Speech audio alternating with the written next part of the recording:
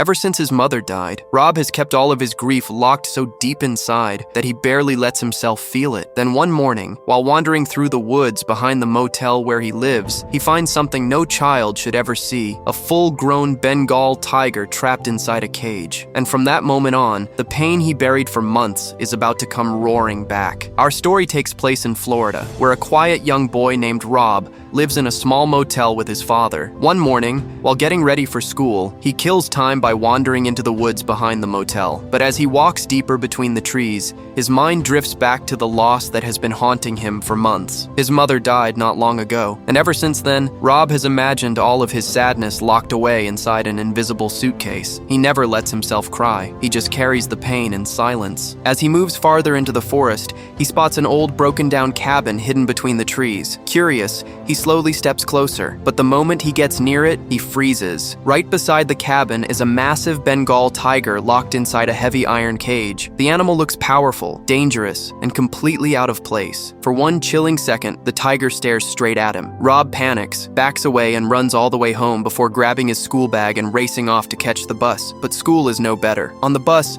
a group of boys keeps mocking him and throwing the same cruel jokes at him over and over again. Rob says nothing. He just sits there and takes it. Then the bus stops and a new girl gets on. Her name is Sistine. The moment the other kids hear it, they start making fun of her too. She is clearly annoyed, but instead of snapping back, she keeps it in and quietly takes a seat. Later in class, the teacher is talking, but Rob is somewhere else entirely. He starts sketching the tiger he saw in the woods, replaying the moment in his head, and almost imagining the animal coming to life on the page. Then another memory slips in, this time of his mother, who used to teach him how to carve things out of wood. Before he can stay lost in that thought any longer, the teacher suddenly calls his name and tells him the principal wants to see him right away. When Rob reaches the office, he learns why he was called in. The principal checks his legs and sees the painful red sores caused by Rob's skin condition. Some of the parents, he explains, are worried it might be contagious, so until the medicine starts helping, Rob is told to stay home from school for a few days. Quiet and disappointed, he leaves the office feeling even more isolated than before. On his way out, he notices a teacher struggling after dropping her books and papers all over the floor. Without hesitating,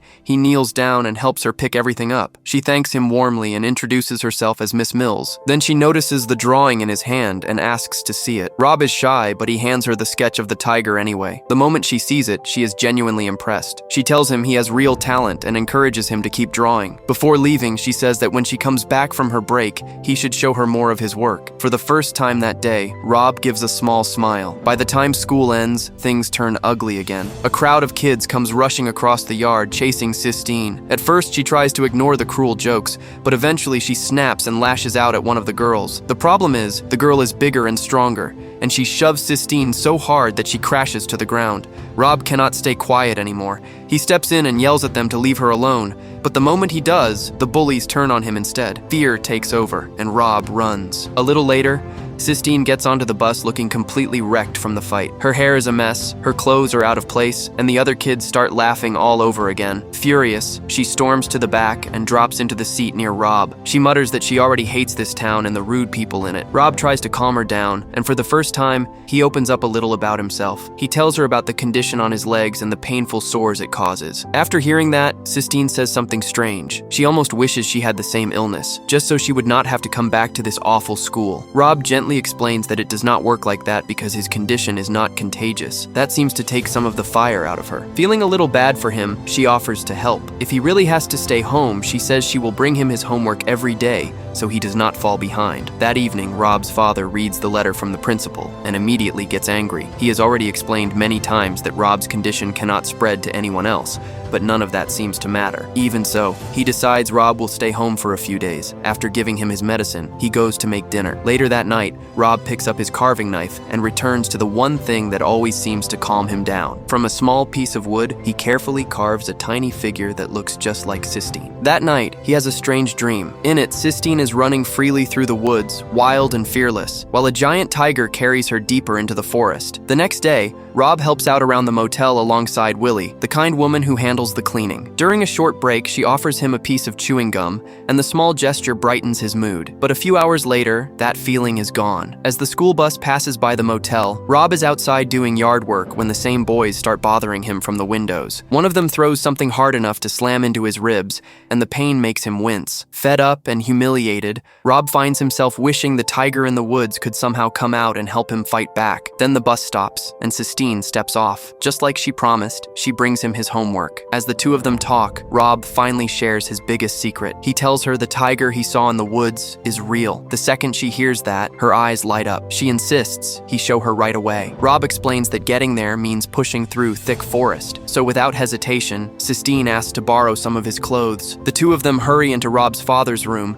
and the moment Sistine steps inside, she notices the wooden figures Rob has carved. She stops and stares at them, genuinely impressed. Looking closely, she tells him that even Michelangelo worked as a sculptor before becoming famous as a painter. Then she looks back at Rob and tells him he is a real artist. A moment later, she finds the tiny figure that looks just like her, and that amazes her even more. Rob has no idea how to respond. Embarrassed but quietly happy, he just hands over the clothes and follows her toward the woods. Once they get there, both of them are stunned by the sight of the tiger up close. Sistine cannot believe something so beautiful is trapped in a cage in the middle of nowhere. Rob admits he does not know for sure who put it there, but he suspects it might belong to Beauchamp, the owner of the motel. That only makes her angrier. To her, keeping a tiger locked up like that for someone's amusement feels completely wrong. She says the animal should be free. Rob does not disagree, but he points out the obvious problem. The lock is far too strong, and there is no way the two of them can break it open. Before they can say anything else, they hear a vehicle approaching. A second later, they realize it is Beauchamp himself. Terrified of being caught, both kids take off running and race back to the motel. When they get there, Sistine politely meets Rob's father, then heads to the phone booth so she can call home and ask her mother to come pick her up. While she is doing that, Rob's father talks to his son about the new girl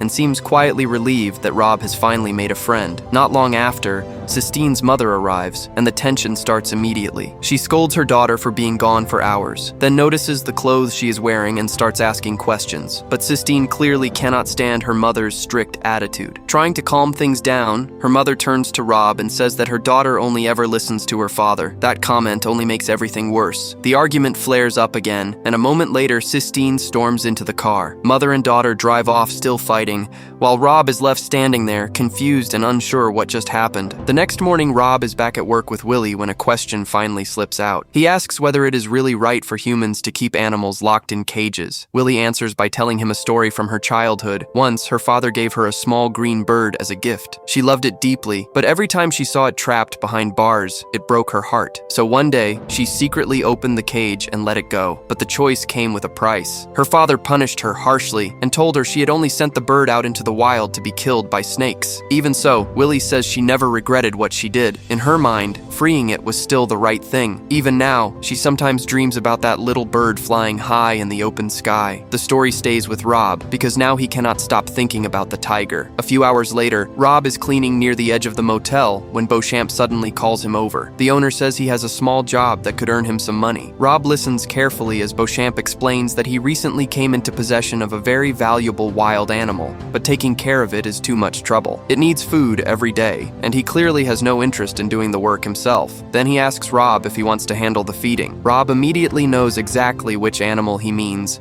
but he pretends not to. He tries to refuse, saying his father told him to help Willie instead, but Beauchamp hardens at once and snaps that Rob's father has no authority over him. With no real choice, Rob goes with him. When they arrive, he acts like he is seeing the tiger for the first time. Beauchamp proudly explains that he got the animal from a man who owed him money. Then he shows Rob how to feed it through the cage. But the second they get too close, the tiger suddenly lunges at the bars with terrifying force. Beauchamp panics so badly that he falls flat on the ground. Rob wants to laugh, but he forces himself to hold it in. Trying to recover his dignity, Beauchamp hands over the keys and tells Rob that feeding the tiger is his job from now on. On the way back, he mocks the animal and calls it useless, but the tiger has one last answer of its own, splashing filth and water straight at him. Beauchamp jumps back in disgust, shouting as he retreats. Before they reach the motel, Beauchamp stops Rob and lowers his voice into a threat. He warns him not to tell anyone what he saw, or there will be serious trouble. Then he hands him a plastic bag full of raw meat and says, "This is what the tiger needs every day." At that exact moment, Miss Mills drives up and notices Beauchamp standing there in filthy clothes,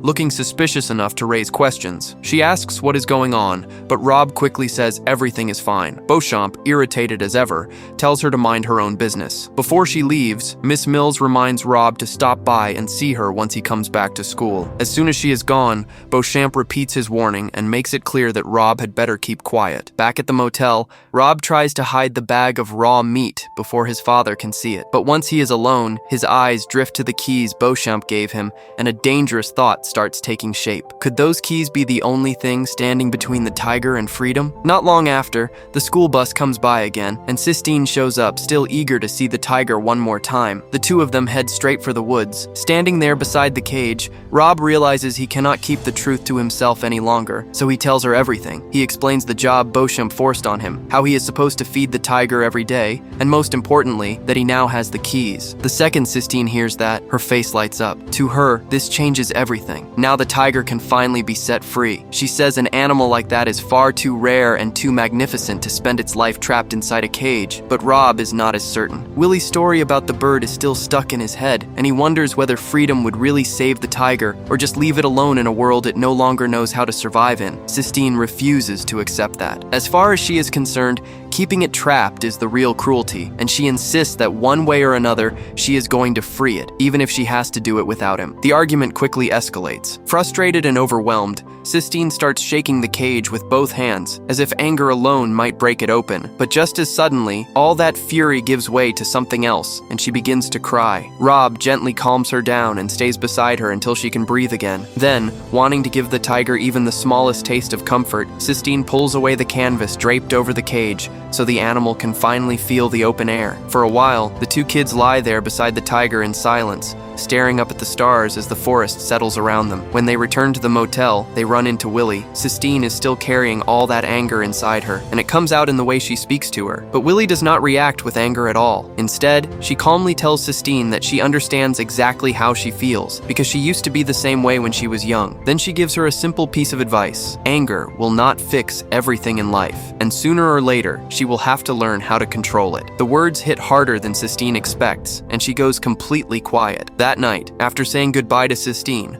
Rob walks back inside and finds his father waiting with the bag of meat in his hand. His voice is already filled with anger as he demands to know where that rotten meat came from. This time, Rob does not lie. He tells him the truth. Beauchamp gave it to him. The answer only makes his father even more furious. To him, it feels like Beauchamp is mocking them, as if they are so poor they would accept anything, no matter how disgusting it is. In a burst of anger, he hurls the bag against the wall, then drops into a seat and tries to steady himself. Rob can see the strain on his face and tries to reach out, but his father tells him to leave him alone. Hurt and helpless, Rob steps outside, picks up a piece of wood and starts carving again, using the quiet work to ease the weight building inside him. The next morning, Rob gives Willie one of his carvings, a small wooden bird he made himself. The gift instantly brightens her face, but the calm moment does not last long. Soon after, Sistine arrives and tells Rob that things at home are getting worse. Her mother has made it very clear that she is not supposed to see him anymore. Sistine, however, has already decided she is not going to listen. As far as she is concerned, the tiger matters more now, and she thinks they need real advice. So the two of them go to Willie and finally tell her everything. At first, Willie can barely believe what she is hearing, but when Rob and Sistine lead her into the woods and show her the tiger with her own eyes, the disbelief disappears at once. She is furious at Beauchamp for keeping such an animal hidden away like that. Hearing her reaction, Sistine pushes even harder. She says they have to free it, but this time, Willie stops her. She explains that Beauchamp may be cruel, but opening the cage is not necessarily the right answer. A tiger that has spent its life trapped may not survive on its own, and if it does, it could become a serious danger to everyone nearby. Sistine refuses to accept that logic. To her, wild animals are meant to live free, no matter what. Willie understands the feeling, but she warns them that the choice that sounds morally right is not always the one that keeps people safe. Her advice is simple: stay out of it. Instead, Sistine only gets more upset. She says fine, then she will wait for her father, because he will come back and fix everything. He will do the right thing. But that is when Rob says the one thing she cannot bear to hear. Quietly, but without taking it back, he tells her that maybe her mother is right. Maybe her father is not the man she still believes he is. Maybe he is never coming back. The words hit her like a betrayal. Whatever trust she was holding on to shatters in an instant. With tears in her eyes and anger spilling out of her, she yells that she hates him and never wants him to speak to her again. Then she turns and runs off, crying. Willie takes Rob back toward the motel, and the weight of what he said settles heavily inside him. But after a while, he cannot just let her go. He runs after Sistine and catches up to her. Breathless, he tells her he has changed his mind. He says he will help free the tiger after all for their friendship. At first, she does not believe him. Then she she realizes he means it, and right then, by pure chance, Beauchamp drives up, gives Rob a random errand to run, and leaves again. The moment he is gone, both kids understand the same thing. This is their chance. Without wasting another second, they sprint back toward the woods. Rob pulls out the keys and starts unlocking the heavy padlocks one by one. Both of them know the tiger has not eaten in 2 days, and even with that danger hanging over them, they still go through with it. The moment the last lock opens, the cage door shifts free. For a second, nothing happens. Then the tiger slowly steps out. Rob instinctively moves back and almost in a whisper tells it that it is free now. The animal lingers near them for a few tense seconds, and somehow, in that impossible pause, both children gently reach out and touch its fur. Then the tiger lets out a thunderous roar and charges into the depths of the forest. Watching it disappear, Rob and Sistine are filled with relief. For one brief moment, they truly believe they did the right thing, but that feeling does not last. A gunshot suddenly tears through the silence of the woods. Sistine drops in shock, and both of them take off running toward the road. When they get there, the sight waiting for them is devastating. The tiger is lying dead on the ground. Nearby stand Rob's father and Willie. The tiger had been heading straight toward the town, and with people in danger, Rob's father had no choice but to stop it before anyone got hurt. But Rob cannot accept that, not in that moment, not after everything. The imaginary suitcase where he buried all the grief from his mother's death finally breaks open,